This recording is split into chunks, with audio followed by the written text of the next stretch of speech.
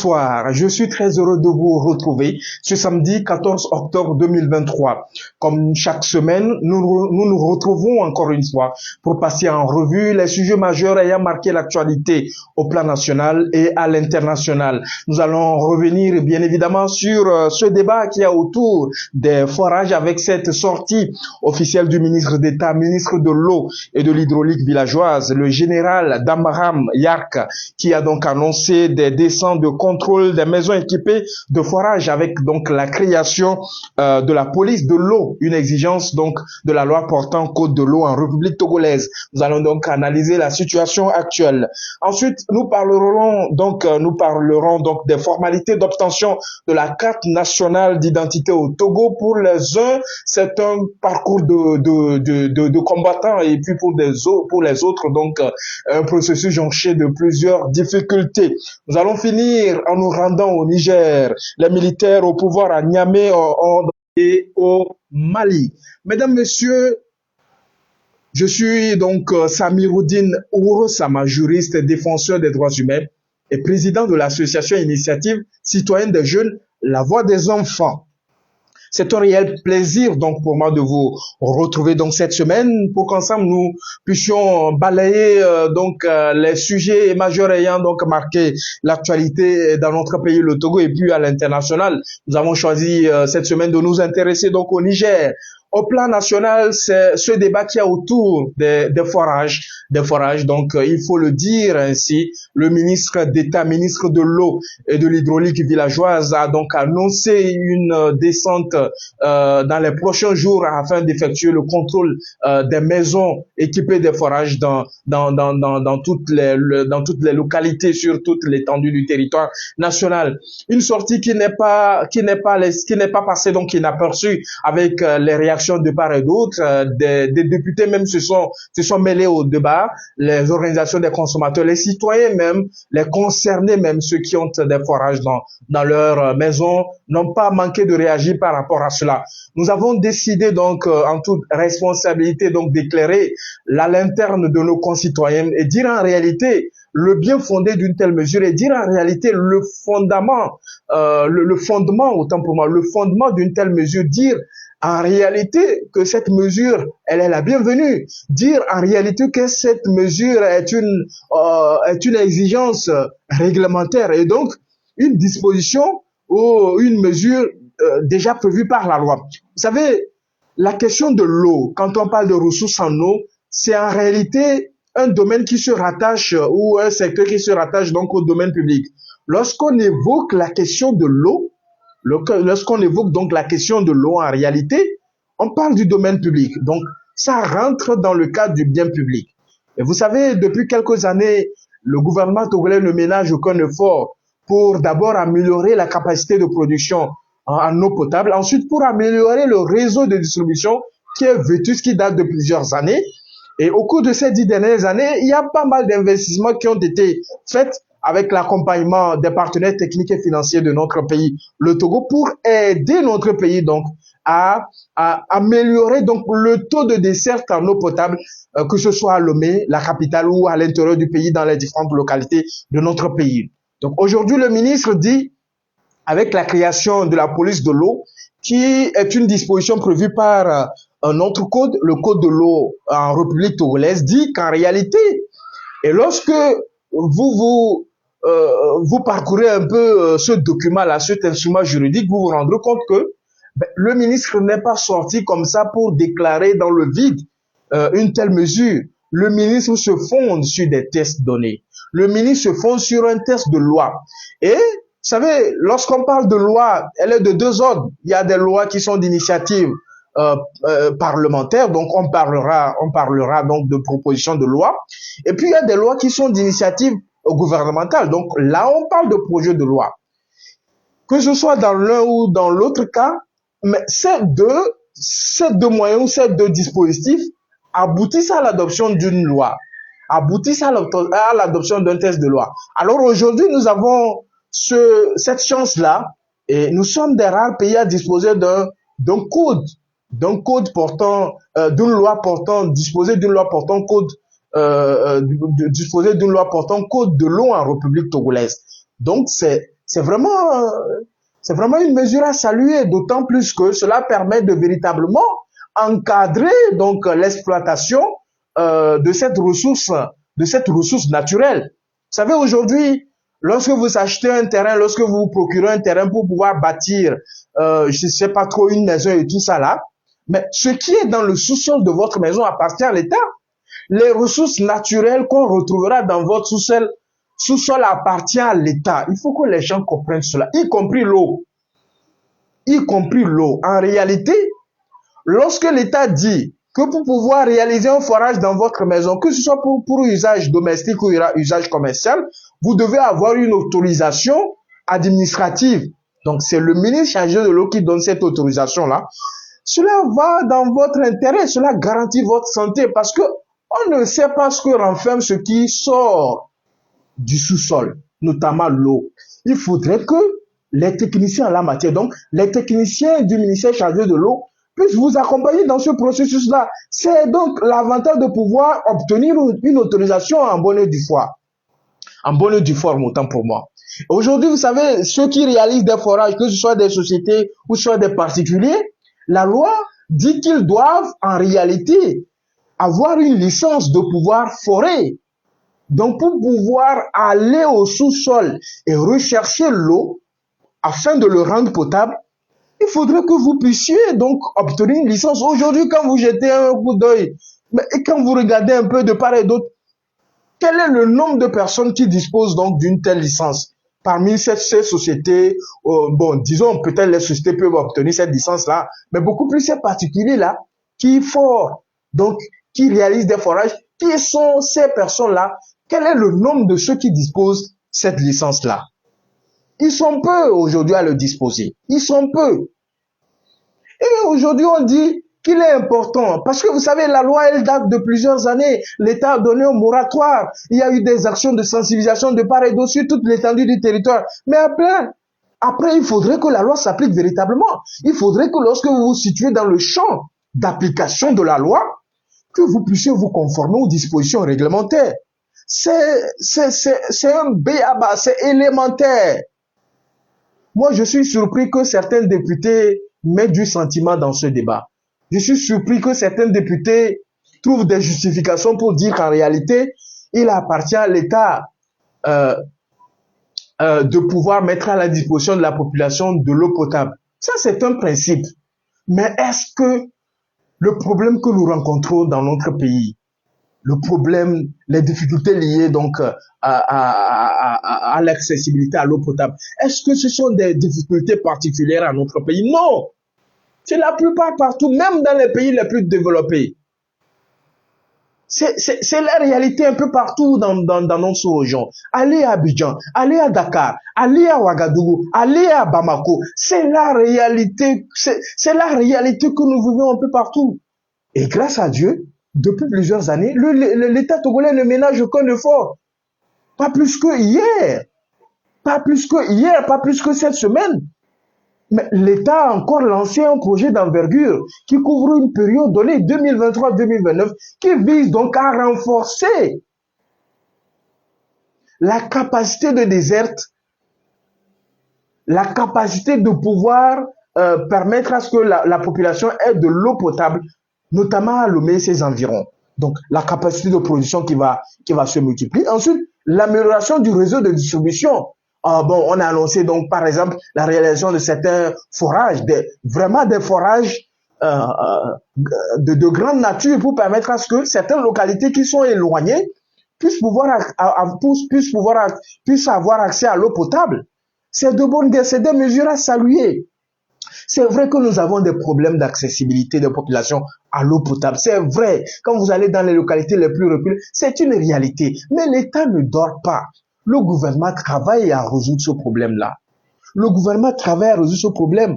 Au cours de ces dernières années, il y a eu énormément d'investissements. Personne ne peut sortir aujourd'hui pour dire qu'il n'y a pas eu d'amélioration. Il y a eu d'amélioration, même si notre progression est lente, mais nous évoluons, nous avançons, nous faisons en sorte que la population puisse avoir accès à l'eau potable parce que l'eau potable est un élément central dans notre vie commune, dans notre vie quotidienne. L'eau est un élément primordial parce que les spécialistes disent que le corps humain même est composé en grande partie de l'eau. Nous avons besoin aujourd'hui de l'eau pour pouvoir préparer. Nous avons besoin de l'eau pour pouvoir laver nos habits. Nous avons besoin de l'eau pour pouvoir bâtir nos maisons. Nous avons besoin de l'eau pour pouvoir fabriquer des boissons. Donc, l'eau est une composante nécessaire, est une composante importante dans les différentes activités humaines. C'est une réalité, c'est une évidence. Personne ne nie cela. Mais aujourd'hui, dire que l'État ne fait pas des efforts et si les citoyens donc prennent des initiatives de pouvoir réaliser des forages, mais c'est attention, il faut qu'on contrôle ce que nous disons. Parce que l'eau que tu as fait venir du sous-sol, l'eau qui provient du sous-sol, et que tu utilises cette eau-là pour pouvoir, je sais pas, pour pouvoir préparer, boire, et pour pouvoir vendre même, si un jour il y a un problème, est-ce que tu es prêt à endosser cette responsabilité? Si en amont, tu n'as pas pris les dispositions pour avoir une autorisation adéquate, si en amont, tu n'as pas pris des dispositions pour avoir l'accompagnement des services techniques de l'État, pour permettre à ce que tu puisses avoir véritablement accès à une eau potable, est-ce que quand un problème va surgir, tu vas pouvoir faire face à cela? Est-ce que tu vas pouvoir endosser ta responsabilité? Non! Après, vous allez dire que l'État est méchant. Imaginez, vous vendez du forage, de l'eau de forage dans votre quartier et que les gens viennent acheter chez vous. On ne souhaite pas. Mais s'ils consomment cette eau-là, ils attrapent certaines maladies. Ou par contre, les personnes meurent en désordre, on ne sait pas ce qui arrive parce qu'à un moment donné, vous n'avez pas pris les dispositions nécessaires. C'est pourquoi l'État dit, puisque l'État est garant de la vie de chaque citoyen sur le territoire, l'État dit, mais on a trop laissé le temps passer. Nous avons sensibilisé les gens. Nous avons donné un temps pour que chacun puisse se conformer à la réglementation. Mais depuis là, quel est le nombre de personnes qui se sont conformées? Il est temps d'agir. On va sévir. Il faut mettre en place donc cette police de l'eau qui est une exigence, qui est une disposition prévue par le code de l'eau dans notre pays pour qu'on puisse véritablement garantir une bonne santé à nos populations. C'est cela l'objectif, c'est cela l'enjeu majeur. Arrêtez de mettre les émotions partout, arrêtez de mettre les sentiments. Il faut dire la vérité aux gens. Quand on est député, on doit pouvoir tenir des propos qui puissent faire évoluer notre pays. Quand on est député, quand on est un leader d'opinion, nous devons pouvoir tenir des propos qui puissent faire évoluer notre pays. Nous ne pouvons pas tenir des propos qui contredisent les mesures qui sont énoncées par les autorités.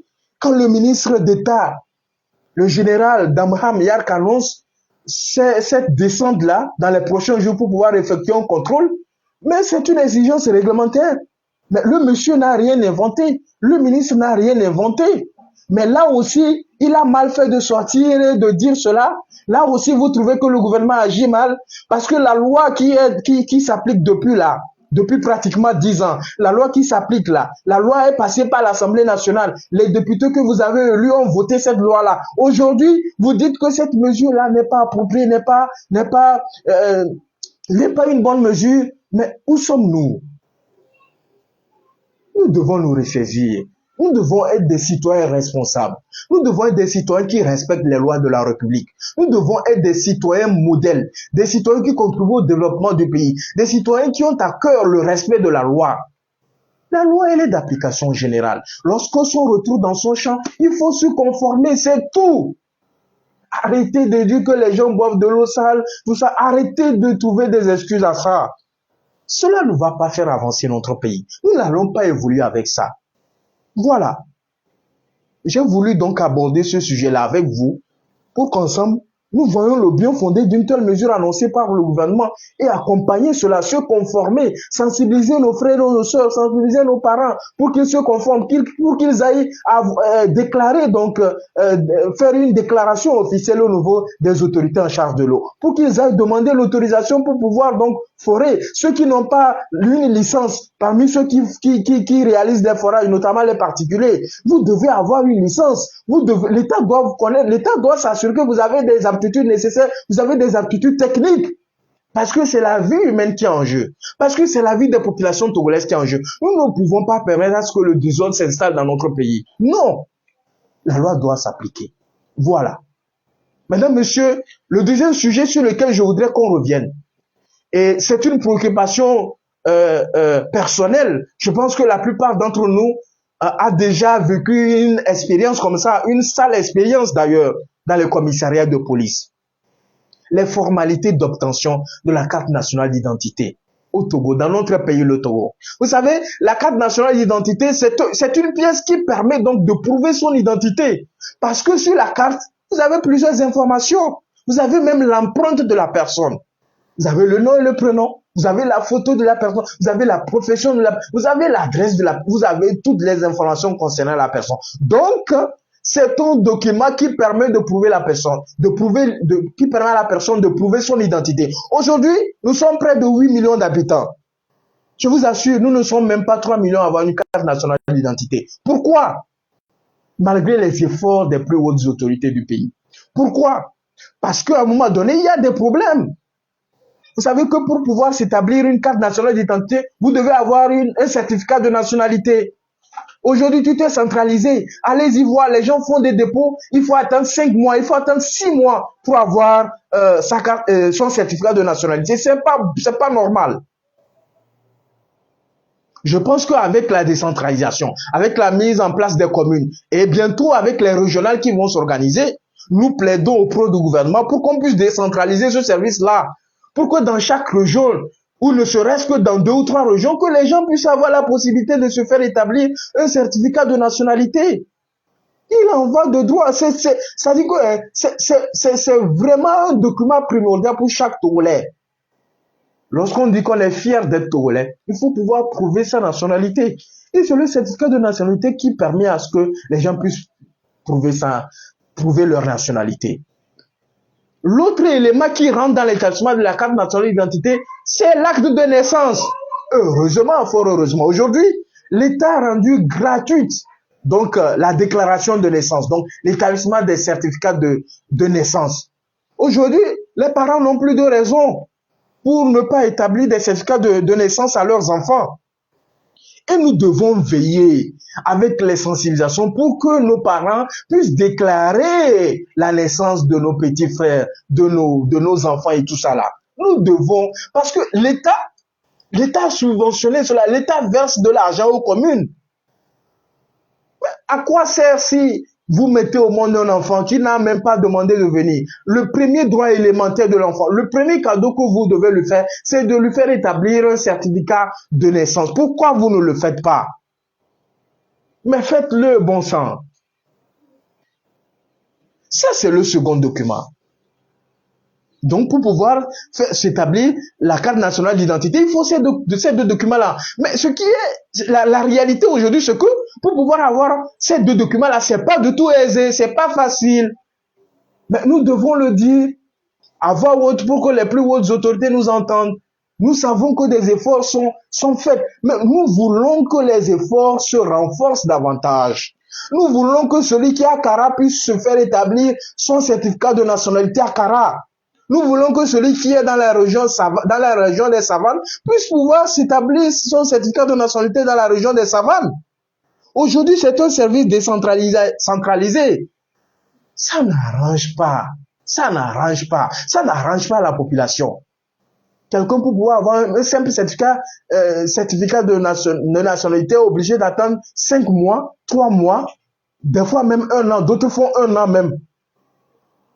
Ceux qui n'ont pas, par exemple, un certificat de nationalité, comment on appelle, un certificat un acte de naissance, par exemple, doivent pouvoir prouver leur origine, Donc, ils doivent pouvoir se faire établir ce qu'on appelle le certificat d'origine. Là aussi, c'est un autre problème.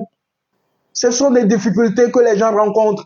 C'est difficile de pouvoir obtenir ces documents-là. Pourquoi? Parce qu'à un moment donné, dans la procédure d'obtention de ce document-là, il y a des difficultés, il y a des obstacles. Et ces obstacles-là, nous devons les lever un à un. Nous devons mettre en place des mécanismes qui permettent à ce que ces documents-là puissent être délivrés aux gens en toute facilité.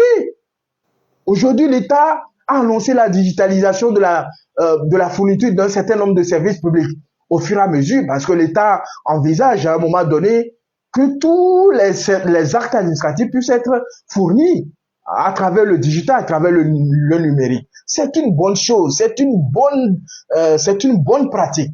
Et nous saluons ces efforts-là. Nous disons que l'État fait très bien son travail, mais l'État peut faire davantage. L'État peut faire davantage. Ça, c'est le premier aspect. Le deuxième aspect. Aujourd'hui, quand vous allez dans le commissariat de police, les gens, pour pouvoir se faire établir la carte nationale d'identité, d'autres se lèvent à 2 heures du matin.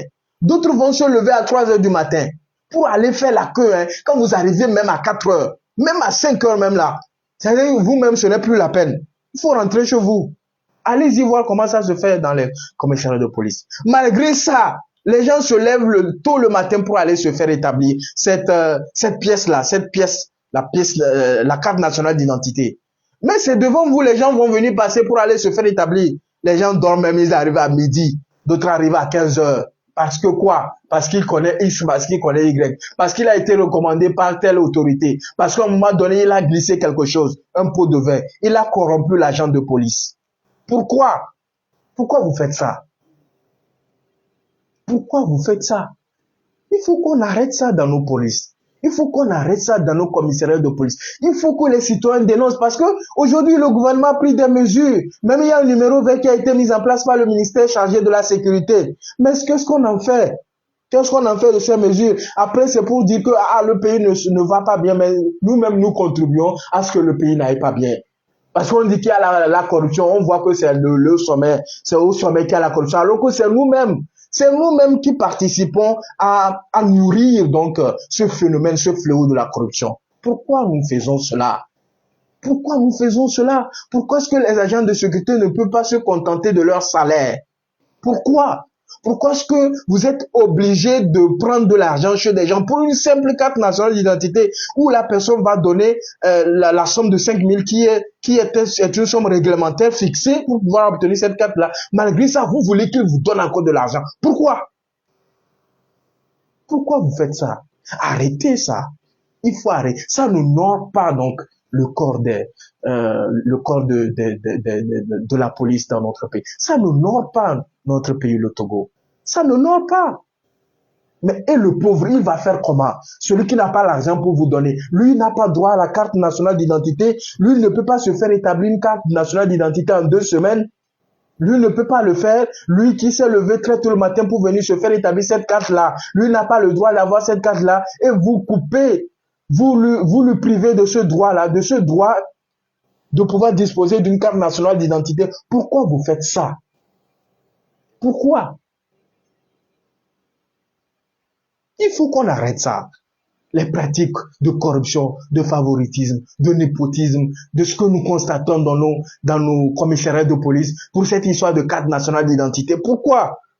Pourquoi vous êtes obligés de donner l'argent à quelqu'un? Nous-mêmes, nous devons nous mettre en question, nous les citoyens. Pourquoi vous êtes obligés de donner l'argent à quelqu'un pour pouvoir obtenir ce qui vous revient de droit? Ce que l'État a mis en place pour pouvoir obtenir ce service-là, ce service public, vous ne devez que payer une somme de 5 000 francs. Pourquoi vous voulez payer plus que ça?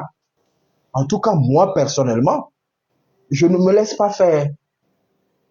Je ne me laisse pas faire sur ce sujet. Et vous ne devez pas aussi vous laisser faire. Si vous arrivez à 5 heures, que vous mettez la queue, et à un moment donné, vous voyez les gens venir rentrer, revendiquer, c'est votre droit. Je vous le dis aujourd'hui. Revendiquer. Si la personne refuse, dénoncez la personne là. Cherchez à avoir son nom. Dénoncez la personne là auprès de l'autorité hiérarchique. Ça veut dire quoi ça? Non seulement les gens cherchent à faire ça, nous ne sommes pas nombreux à avoir ça. Sur 8 millions d'habitants, nous ne faisons même pas 3 millions à avoir une carte nationale d'identité. Ce n'est pas bien. Ce n'est pas bien. Et vous devez, malgré les efforts des plus hautes autorités, vous mettez ces barrières-là en empêchant les gens d'avoir cette carte nationale d'identité. Pourquoi? Pourquoi vous faites ça? Changez vos comportements. Les 2 000, les 3 000, les 5 000, les trucs de favoritisme des filles que vous faites dans les commissariats. Il faut arrêter ça. Arrêtez ça. Ça n'honore pas notre pays. Ça retarde les efforts des plus hautes autorités pour améliorer donc l'accessibilité de ces services publics à la population. Mais quand vous regardez un peu, l'État a investi énormément d'argent. On a par exemple créé des commissariats, on a étendu, comment l'appelle-t-on, on a créé d'autres centres d'établissement des cartes nationales d'identité. Maintenant, il y en a plein. Malgré ça, mais c'est les queues quand vous allez dans les commissariats. Il faut se lever très tôt. Mais nous pouvons que plaider. Nous plaidons auprès des plus hautes autorités. Il faut décentraliser davantage ce service. Il faut faire en sorte que les communes que nous avons aujourd'hui puissent également abriter ce genre de service d'établissement des cartes nationales d'identité. Les cartes nationales, il faut qu'on puisse détacher un certain nombre d'officiers de police pour aller dans ces communes-là et offrir ce service-là. Cela permet à ce que dans chaque commune, chacun puisse avoir cette carte-là sans pouvoir se lever à 3 heures ou à 4 heures du matin. Est-ce que ce ne serait pas bien pour notre pays? Est-ce qu'on ne peut pas faire des efforts de telle sorte que désormais qu'on ne puisse plus investir dans ces histoires de cartes d'électeurs?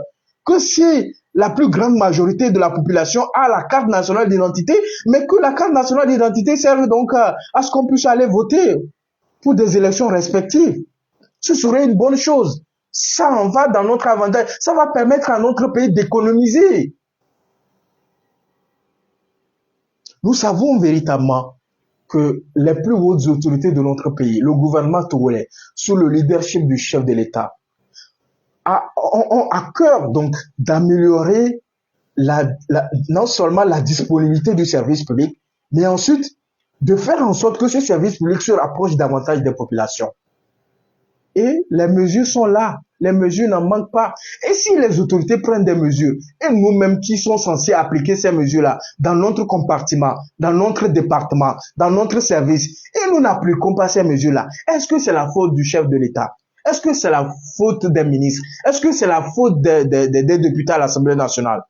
Nous, les citoyens, nous devons jouer notre rôle de veille. Nous devons veiller à ce que des conneries comme ça, des anomalies comme ça, des comportements déplacés comme ça ne puissent plus se produire dans ces lieux-là. Nous devons les dénoncer. Mes amis, la démarche efficace qui porte ces fruits-là, c'est la dénonciation.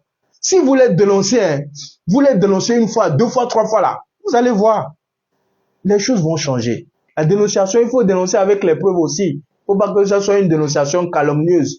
La personne va vous traduire en justice. Vous allez en payer le prix. C'est ce que nous disons davantage. C'est ce que nous disons. Donc, les élections régionales qui arrivent également, de faire en sorte que ces trucs-là puissent se faire établir, qu'on puisse donc se faire établir cette pièce-là dans ces services-là.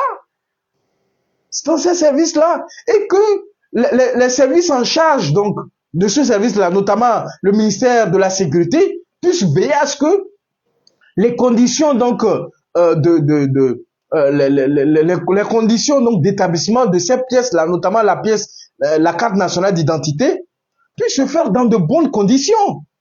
Donc, faire un suivi permanent au niveau des commissariats de police et comment l'appelle-t-on?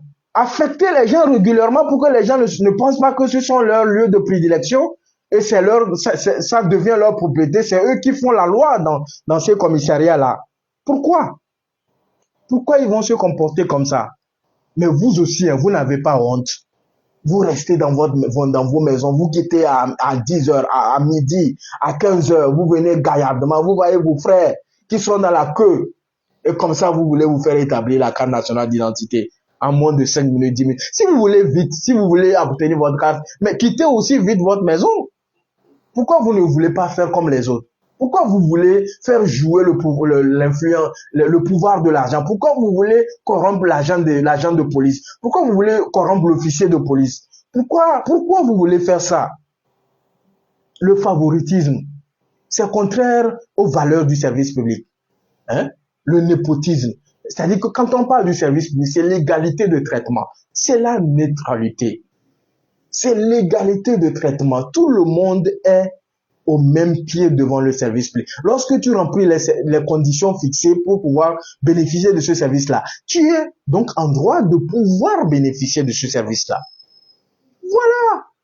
Je pense que si nous nous mettons, parce que les autorités ont déjà fait leur part, ils ont pris des mesures appropriées. Si nous-mêmes, nous ne nous mettons pas, en veillant à ce que les mesures qui sont adoptées s'appliquent véritablement, et en dénonçant les pratiques anormales, en dénonçant les pratiques déplacées, en dénonçant les pots de vin versés aux officiers de police, en dénonçant le favoritisme et tout ce que vous connaissez, ces choses-là vont toujours continuer. Et et nous aurons du mal. Les gens vont être découragés et dire, ben, si je dois me lever à 3 heures pour avoir une carte nationale, il vaut mieux laisser. Vaut mieux laisser. Si je dois aller faire la queue depuis 3 heures et jusqu'à 15 heures, je passe sans être servi, ben, vaut mieux laisser également. Ne nous décourageons pas. Le Togo nous appartient à nous tous. Ce n'est pas une question des autorités c'est-à-dire, les autorités sont là pour prendre des mesures, mais l'application, nous devons contribuer à l'application d'une telle mesure. Sinon, ça ne sert à rien, mes chers amis. De nous lamenter à longueur de journée, ça ne nous conduira nulle part. Nous devons être prêts à jouer notre partition, à jouer le jeu. C'est à ce prix-là, je vous assure, que nous allons améliorer les choses dans ces services-là. Je pense que la question de la carte nationale d'identité, c'est un autre pan le problème que nous avons, par faute de connaissance de nos droits et devoirs, par faute donc de connaissance des règles qui régissent le fonctionnement de ce service-là, par peur de pouvoir dénoncer les gens. Mais je vous dis, c'est possible. Travaillons, jouons notre partition, et les choses vont changer. Donc j'ai voulu également qu'on touche du doigt cette réalité dans notre pays. Comment les choses se passent et comment moi je pense qu'on peut améliorer avec l'accompagnement des plus hautes autorités, avec les efforts qui sont déjà visibles, qui sont déjà prises par le gouvernement togolais sous le leadership du chef de l'État. Je pense que nous pouvons faire mieux, nous pouvons faire davantage. Voilà. Mesdames, Messieurs, le troisième sujet sur lequel je voudrais qu'on revienne, ça concerne le Niger. Vous savez, le Niger fait partie des pays qui ont connu des coups d'État militaires, qui ont déstabilisé la démocratie, qui ont mis en mal la sécurité régionale. Aujourd'hui, dans ce pays, nous avons des militaires qui sont au pouvoir. Et leur seul souci, c'est de faire en sorte que tout le monde dégage de leur pays et qu'ils puissent régner sans contradiction, sans qu'il y ait une société civile dynamique, sans qu'il y ait une presse libre qui puisse s'exprimer davantage, sans qu'il y ait des organisations internationales comme les organismes de l'ONU, le PNUD et consorts. Et la dernière en date, c'est que après avoir reçu leur coup à faire partir l'ambassadeur français, vous savez qu'ils ont exigé la dernière fois le départ de la représentante permanente donc des Nations Unies au Niger, qui est en poste depuis 2021. C'est une pratique récurrente quand vous regardez un peu ce qui se passe au Burkina Faso. Il y a eu de telles pratiques également qui ont demandé à ce qu'un ambassadeur quitte leur pays dans un délai de 72 heures, 48 heures, je n'en sais pas. Au Mali, c'est la même réalité également. Ils ont demandé à un moment donné que certains dégagent de leur pays. Je pense que c'est une mesure diplomatique. Et moi, je suis pour qu'à un moment donné, lorsque les intérêts de nos pays ne sont pas pris en compte par certaines nations étrangères que nous avons eu l'amabilité de recevoir en leur accordant donc cette comment je vais dire ça, cette possibilité de pouvoir s'installer, donc d'ouvrir une ambassade dans notre pays, si à un moment donné, ou de pouvoir s'installer, donc un accord de siège pour pouvoir s'installer dans notre pays, pour pouvoir exercer des activités allant dans le cadre de leur domaine d'intervention. Si à un moment donné, nous pensons véritablement, sans laxisme, sans sentiment, sans complaisance, si nous pensons à un moment donné que leur présence nuit à notre développement, ben, nous sommes dans notre droit de demander à ce qu'ils quittent nos territoires. Mais ce qui se passe ces dernières années, et ce qui se passe au Niger, par exemple, ben, ça doit nous interpeller. Vous savez, les organisations des Nations Unies, l'ONU, c'est une organisation commune à nous tous, qui rassemble la plupart des pays du monde, dont le Niger. Aujourd'hui, vous savez, après le coup d'État et conformément au test de notre organisation communautaire, le Niger a été suspendu de toutes les instances de la CEDEAO, de toutes les instances de l'UEMOA.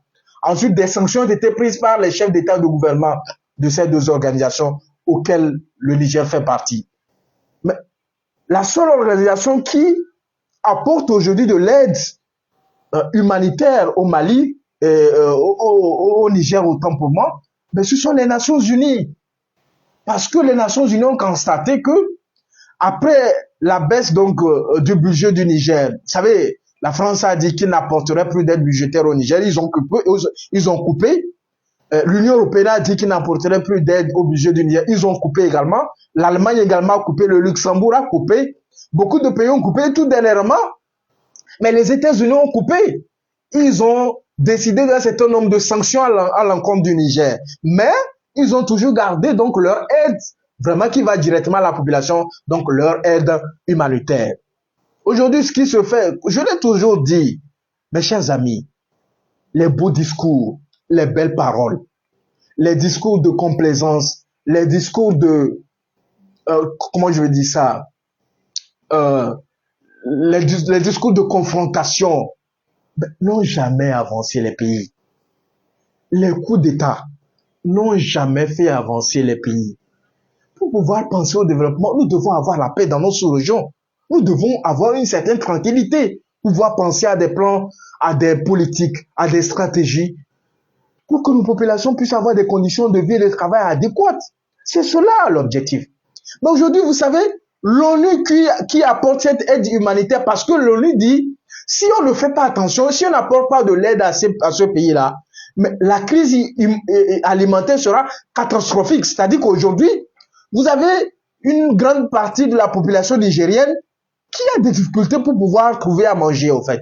C'est ce que ça veut dire concrètement. Aujourd'hui, ces grandes nations qui apportaient de l'aide au Niger ont fait que les autorités au pouvoir, les militaires au pouvoir ont revu en baisse le budget de l'État à moins de 40%. Parce que ces aides budgétaires comblaient un certain vide pour permettre à ce que le pays puisse faire face à un certain nombre de problèmes, notamment dans le domaine de l'éducation. Aujourd'hui, ce qui est touché du doigt, c'est que si on ne fait pas attention, plus de 800 000 personnes vont être déscolarisées. Vous savez, le Niger fait partie d'un des pays de la sous-région à avoir un taux de scolarisation le plus bas. Ensuite, dans le domaine de la santé, on n'en parle pas. Dans le domaine des infrastructures, la réalisation des infrastructures également, on n'en parle pas. Mais le pays rencontre des difficultés. Voilà des gens qui rencontrent déjà des difficultés, qui décident même de se mettre à dos l'Organisation des Nations Unies, qui est toujours restée à leur côté parce qu'ils disent que le secrétaire général de l'ONU a fait obstacle à leur reconnaissance internationale. C'est absurde. C'est-à-dire que est-ce qu'ils ont besoin d'une reconnaissance internationale? S'ils disent qu'ils sont capables de développer leur pays, est-ce qu'ils en ont besoin? Que le secrétaire général des Nations Unies a fait obstacle à leur participation donc à l'Assemblée générale des Nations Unies qui a eu lieu dans le mois de septembre passé. Voilà des arguments bidons qu'ils avancent pour pouvoir justifier cette exigence de permettre à ce que cette représentante permanente de l'ONU puisse quitter. Cela va porter un coup dur donc, à l'aide humanitaire qui est apportée à ce pays. Puisqu'ils n'ont pas refusé l'aide humanitaire jusqu'alors, ça veut dire qu'ils sont dans le besoin. Ça veut dire que ces pays-là sont dans le besoin. Si c'est pas Kofi, ça va être Kojo. Si vous tournez le dos à ces puissances occidentales, la France et tout ça là, l'Allemagne, l'Union européenne. Si vous tournez le dos aux États-Unis d'Amérique, si vous tournez le dos aux Nations Unies, vous allez aller en Russie chercher ça. Et la Russie, ce n'est pas un ami, hein. La Russie, il n'est pas un bon samaritain. Il n'est pas venu pour le plaisir de vos yeux. Il est venu pour chercher des intérêts pour le peuple russe. Il faut que les gens comprennent cela. La Russie ne vient pas en Afrique parce ils sont gentils. La Russie vient en Afrique parce qu'ils disent qu'il y a des opportunités. Ils peuvent trouver quelque chose pour aller développer leur pays. C'est cela. Nous devons avoir cette mentalité-là.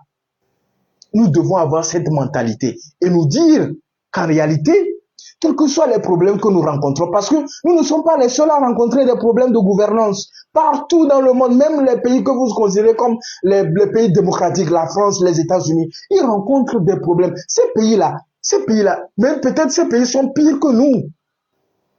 Mais est-ce que vous avez vu un jour les militaires sont sortis prendre le pouvoir? Non. Ils n'ont pas pris le pouvoir parce qu'ils savent qu'en réalité,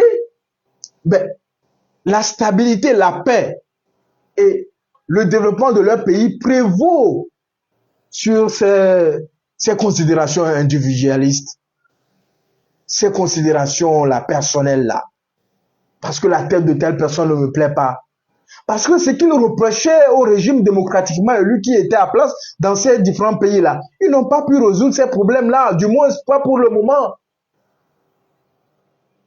Mais ce qu'ils reprochaient, l'insécurité, Ils n'ont pas pu résoudre le problème. Le bilan même le démontre. Ils n'ont pas pu résoudre le problème de corruption parce que la corruption est endémique dans ces pays-là jusqu'alors. Ils n'ont pas pu résoudre des problèmes de chômage parce que le chômage est aussi là. C'est une réalité. C'est-à-dire, je ne sais pas dans quelle langue nous devons expliquer à nos frères et aux sœurs que nous avons besoin des leaders éclairés. Nous avons besoin des régimes stables. Nous avons des systèmes de gouvernance qui ne sont pas parfaits avec leurs aspects d'insuffisance, mais cela n'enlève à rien ce que nous avons en place. Cela n'enlève à rien la crédibilité de ceux à qui Dieu a donné ce pouvoir. Parce que le pouvoir appartient au Tout-Puissant. C'est Dieu qui donne le pouvoir à qui il veut. Et ceux-là, ils exercent le pouvoir que Dieu leur a donné. Vous savez, la plupart de nos constitutions sont fondées sur Dieu, le peuple togolais. Vous savez, le préambule, quand vous prenez un peu, vous lisez. Dieu occupe une place importante dans notre vie commune en Afrique. Pourquoi nous voulons aller au-delà? Pourquoi nous voulons faire comme si c'est nous qui détenons le savoir qui allait faire sortir le pays de cette situation? Non! Non! Pourquoi nous voulons utiliser la force de l'arme pour pouvoir déstabiliser, pour pouvoir prendre le pouvoir par la force? Pourquoi nous voulons faire ça?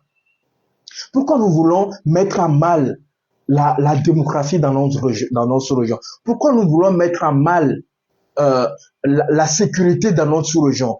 Pourquoi nous voulons tourner au dos tous ces pays frères, tous ces pays amis, toutes ces nations-là qui sont avec nous dans notre élan de développement? Aucune collaboration n'est parfaite, je vous assure. Allez partout, parcourez la terre, vous verrez. Aucune collaboration n'est parfaite. Il y a toujours des difficultés, il y a toujours des imperfections. Nous sommes des humains, Dieu nous a dotés de raison. La preuve, c'est que nous pouvons nous asseoir pour rediscuter d'un certain nombre de conditions de notre collaboration. Ça se fait. Beaucoup de pays ont choisi cette voie-là, notamment notre pays, le Togo, avec la clairvoyance des plus hautes autorités de notre pays, avec je dirais, le leadership du chef de l'État. Vous savez, nous sommes un pays qui fait la promotion de la stabilité, qui fait la promotion de la paix. Pour nous, les valeurs démocratiques sont très importantes. La plupart des pays également. Nous avons des difficultés, je n'en dis combien pas. Tous les pays ont des difficultés. Mais je vous assure, la guerre, les conflits, les coups d'État et tout ce que vous savez, cela ne va pas contribuer à résoudre nos problèmes. Nous avons plus besoin de la stabilité comme nous avons aujourd'hui. Nous avons plus besoin des personnalités, des leaders et des autorités qui ont à cœur le développement de notre pays, qui multiplient des initiatives. Aujourd'hui, notre pays, le Togo, s'industrialise petit à petit. Aujourd'hui, plusieurs secteurs sont vraiment en train de s'améliorer parce que nous avons la paix, parce que nous avons des leaders, des autorités qui pensent au développement de notre pays. Parce que pour nous, les conditions de vie et de travail de nos concitoyens, la paix, tout ça là est au-dessus de nos différences. Parce que tout ça là est au-dessus de ces coups d'État. Parce que pour nous, tout ça là est au-dessus des conflits. Sinon, nous tous, nous avons des problèmes. Donc, cette pratique de pouvoir chasser tout le monde là, ça ne résout pas les problèmes. C'est pas ça. Ça dit que le peuple doit comprendre également. Parce qu'il ne sert à rien de sortir le matin, marcher dans la rue et revenir le soir, ne trouvant pas quelque chose à manger. Mais qu'est-ce que cela contribue à changer véritablement? Mesdames, Messieurs, je pense que nous devons nous remettre en cause. Remettons-nous toujours en cause. Est-ce que nous voulons régler le problème par la violence ou nous voulons régler le problème par des discussions, par le travail? Parce que nous avons le choix. D'autres pays ont choisi des coups d'État. Depuis 5 ans, depuis 10 ans, ils ne font que vivre des coups d'État. D'autres pays ont choisi que malgré les difficultés que nous rencontrons, nous pouvons avancer. Nous avons choisi le travail. Nous avons choisi d'œuvrer pour la paix. Nous avons choisi de conserver les acquis démocratiques que nous avons. Voilà. Ça, c'est un choix responsable. C'est un choix judicieux. C'est un choix qui permet de penser au développement. Mesdames, Messieurs, nous avons voulu donc, comme toutes les semaines, aborder ces sujets-là avec vous. Je pense que, comme je l'ai dit, c'est au cœur même du débat que naissent des idées novatrices, c'est au cœur de nos différences que naît cette volonté de pouvoir faire mieux. Je pense que nous avons partagé de bons moments avec vous. Et comme je le dis, c'est ensemble que nous construirons le Togo de demain. C'est ensemble que nous construirons l'Afrique de demain. C'est ensemble que nous construirons notre sous-région de demain. Mais, le plus important, c'est d'œuvrer à ce que nous puissions conserver la paix, que la paix règne dans notre sous-région. Nous devons combattre le mal sous toute sa forme, que ce soit le djihadisme, que ce soit le terrorisme, que ce soit ce phénomène de coup d'État. Nous devons collaborer avec tout le monde. Nous devons juste veiller à ce que dans nos collaborations, qu'on nous respecte, qu'on prenne en compte nos exigences. C'est tout.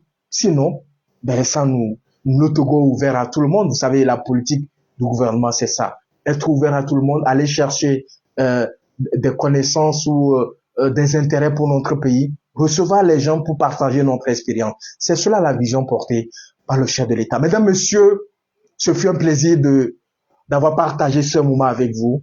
Nous nous retrouverons, si Dieu le veut, la semaine prochaine. À très bientôt.